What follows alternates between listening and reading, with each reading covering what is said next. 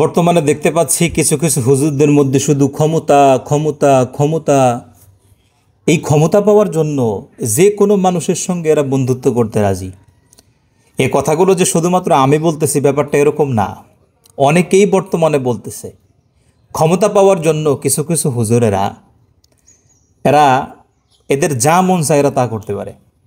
আমি বললাম যা মন চায় এরা তা করতে পারে, যে কোনো মানুষের সঙ্গে মিশতে পারে, বসতে পারে, খাইতে পারে। হ্যাঁ, মূল টার্গেট ক্ষমতা। তো এরকম লোকদেরকে দেখলে আমি আবার বেশি আশ্চর্যান্বিত হই না, কারণ এটা তো হুজুর পাক সাল্লাল্লাহু আলাইহি ওয়াসাল্লামও বলে গেছে যে হুজুরদের মধ্যে সবথেকে ভালো হলো হুজুর, আবার সবথেকে খারাপও হুজুর, এরকম একটা হাদিসও মনে হয় আছে। তো এই জন্য আপনার বেশি অবাক লাগে না। হ্যাঁ, তো এটা আপনার কমন, এটা আনকমন কোনো কিছু না। তবে একটা মেসেজ দিই, শোনেন। আপনারা আমাদেরকে নাওয়াজ করেন, সাধারণ মানুষদেরকে।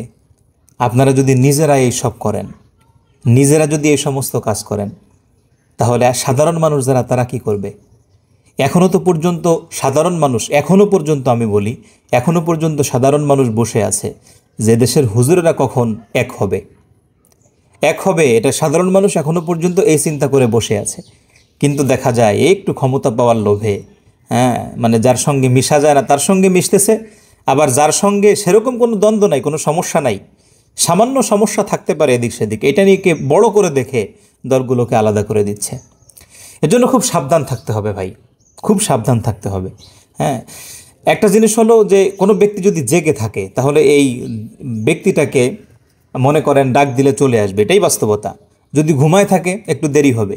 কিন্তু কোনো লোক যদি মনে করেন জেগে আছে, অথবা জেগে আপনার ঘুমের ভান ধরে আছে, তাহলে এই লোকটাকে আপনি কিভাবে ডাকবেন? কীভাবে ডাকবেন বলেন? এভাবে উঠবে না, কারণ সে তো এমনিই জাগা, সে তো ঘুমে নাই, সে এমনিতেই জেগে আছে। একে আপনি কিছু করতে পারবেন না। আজ সকালে দেখলাম বাংলাদেশের একজন মৌলানা, উনি বয়ান করতেছে যে যা কোনোদিন কল্পনা করতে পারি নাই যে এরা এরা এরা এরা এক হয়ে যাবে, তারা আজকে এক হয়ে যাচ্ছে।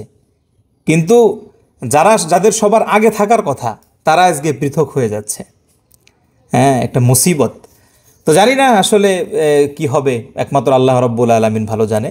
তবে মনে রাখেন ওলামা একরাম, যে কেউ লোভ দিক, লালসা দিক, ভালোবাসা দিক, যেভাবেই বলুক না কেন, এদেশে টুপিওয়ালাদের কাজ, এদেশে ওলামা একরামের কাজ, হুজুরদের কাজ, হুজুর ছাড়া অন্য কেউ কোনোদিন করতে পারবেও না, করবেও না।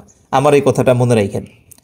আমার এই কথাটা যতজনে আপনারা শুনবেন, আমার এই কথাটা মনে রাখেন যে টুপিওয়ালাদের যে কাজ, হুজুরদের যে কাজ, যেই কাজ হুজুর পাক সাল্লাল্লাহু আলাইহি ওয়াসাল্লাম করতে বলে গিয়েছেন, এই কাজ এদেশে যদি করে, একদিন আগে হোক বা একদিন পরে হোক, টুপিওয়ালারাই করবে।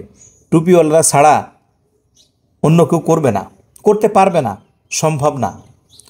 এখন এটা নিয়ে হয়তো মনে করেন অনেক কিছু বলতে পারেন যে ভাই আপনি কি, হ্যাঁ, এটাই বাস্তবতা, এটাই বাস্তবতা। আপনি ইতিহাস পড়েন, অতীতের ইতিহাস পড়েন, অতীতের ইতিহাস পড়ে দেখেন যে টুপিওয়ালাদের কাজগুলো, যারা এই যে আমি বলতেছি টুপিওয়ালা, এই টুপিওয়ালা এই শব্দের ভিতরে অনেক কথা লুকায়িত আছে। কিছু লোক অল্পতে বুঝে যায়, আবার কিছু লোকরে মনে করেন সারাদিন বুঝাইলেও বুঝবে না। এই টুপিওয়ালা শব্দের ভিতরে অনেক কিছু আছে। এজন্য মাথায় রাখেন, সামান্য ক্ষমতায় যাওয়ার জন্য, নিজের স্বার্থ হাসিল করার জন্য এমন কোনো কাজ করিয়েন না, শেষ পর্যন্ত জনগণের কাছেও লাঞ্ছিত হবেন, কিছুই করতে পারবেন না। এটা কি আমাদের পূর্বে যে 16-17 বছর যারা ক্ষমতায় ছিল তারা যা করছে, এখন একটা কথা বলতেই হয়, আমি না বলে পারতেছি না। মুফতি রুহুল আমিন সাহেব, গহরডাঙ্গা মাদ্রাসার একজন সুনামধন্য আলেম, উনি বাংলাদেশের জাতীয় বাইতুল মুকাররম মসজিদের আগের যিনি খতিব ছিলেন, ওনার বাবা শামসুল হক ফরিদপুরি রহমতুল্লাহ আলাইহি সদর সাহেব হুজুর বললে এই পৃথিবীর মানুষ চিনে, দেশের মানুষ চিনে। এই সদর সাহেব হুজুর সম্পর্কে একটা খারাপ কথা বলার ক্ষমতা এই বাংলাদেশে কোনো আলেমের আছে? কোন বেটার আছে?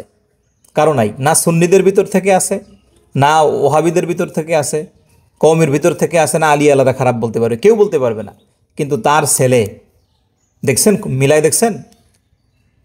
এজন্য সব কিছু যেন আল্লাহ রাব্বুল আলামিনের জন্য হয়। হুজুররা ক্ষমতায় যাক, আমি তো এটা চাই, তবে কিভাবে? আল্লাহ রাব্বুল আলামিনকে সন্তুষ্টি করে।